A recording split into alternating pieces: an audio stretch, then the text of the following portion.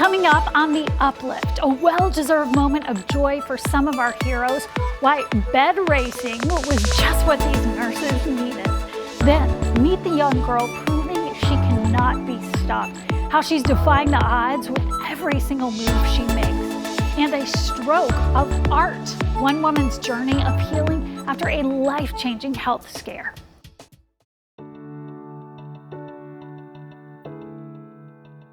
Welcome to the Uplift. In this digital series, we're going to be sharing some of our favorite stories we hope will put a smile on your face. It's our goal here to lift your spirits for at least the next 30 minutes and hopefully a lot longer. I'm Susan Elizabeth Littlefield. Thank you, friends, for being with us.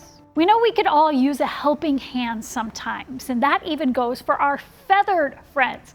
Take a look at this picture of Eden Prairie Community Service Officer Serena Haglund inside of a storm drain. This happened after someone called about some ducklings and they had fallen in. Well, Haglund didn't waste time. She came in, she went to the rescue. She managed to get them all out and return them right to their mama duck who was waiting nearby. Those in healthcare know how stressful the job can be, especially these last few years. It's why staff at Regents Hospital say it's important to just let loose every once in a while, and boy, did they ever. Earlier this month, the COVID-19 public health emergency officially ended, and there was some much-needed celebration. You can see hospital beds racing tournament right there.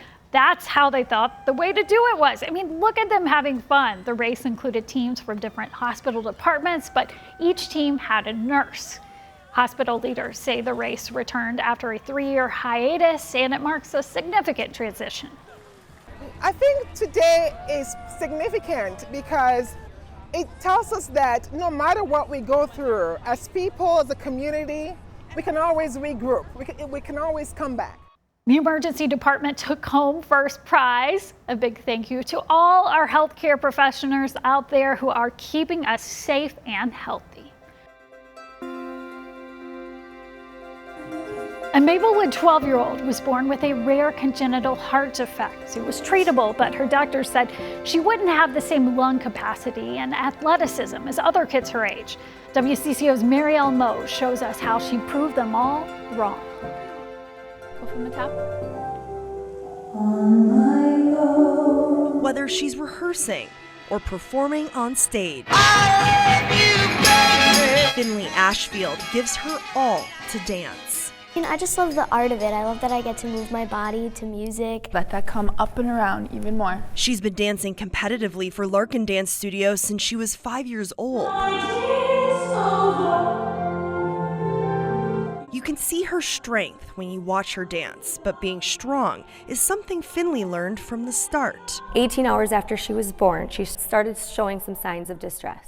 Her mother, Kaylin, learned Finley was born without a left pulmonary artery, which should connect the left lung to the heart. She had 3 open heart surgeries before she was 1. Doctors at M Health Fairview Masonic Children's Hospital constructed a valve to function like an artery, but doctors warned that Finley would likely only have 60% lung capacity. She probably wouldn't be able to do marathons, extreme sports, things like that. And in that moment, it was perspective. We get to keep our baby. She will be healthy no matter what. Anybody with decreased blood flow to one lung has decreased exercise capacity because they have to breathe harder. They have to breathe faster. Dr. Guru Hiremath often tests Finley's exercise capacity on a bike. Nice job.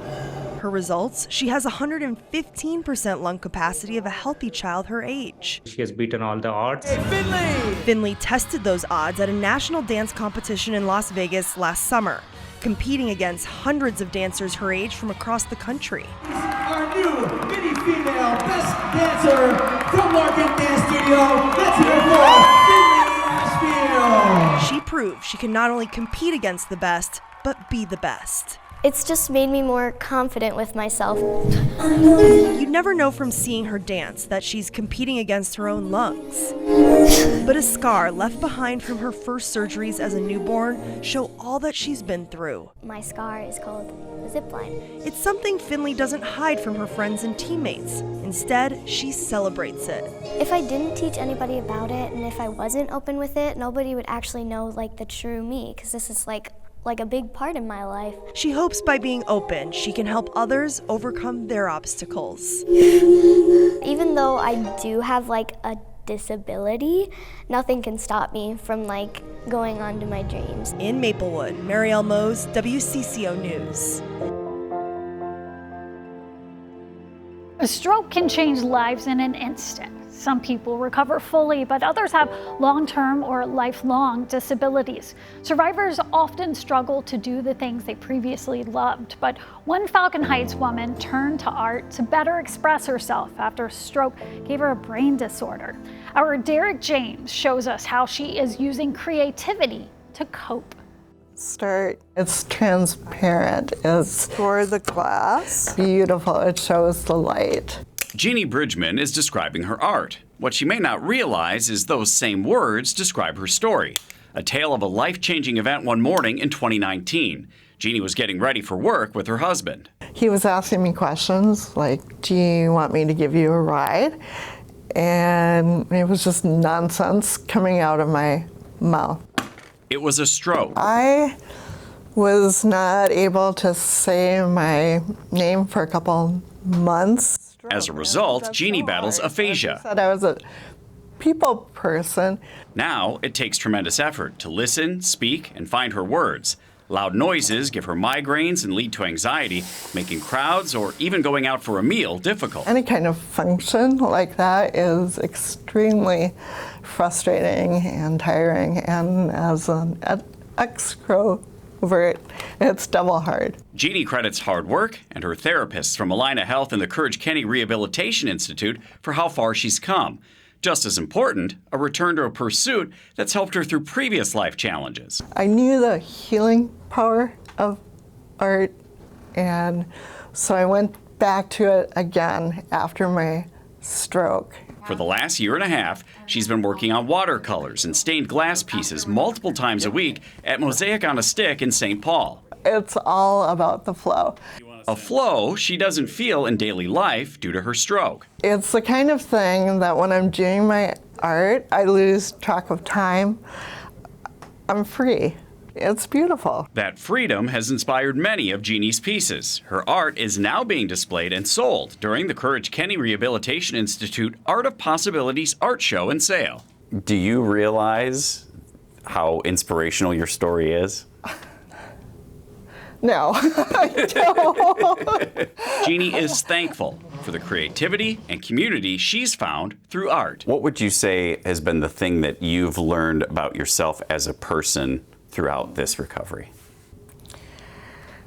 I have learned how to slow down because I was forced to. But that's not a bad thing. I feel like I'm more connected to people now. I'm more living in the moment. Up next, there are very few things better than a handwritten note. We're going to tell you what inspired one man to keep putting pen to paper in order to brighten up everyone else's days.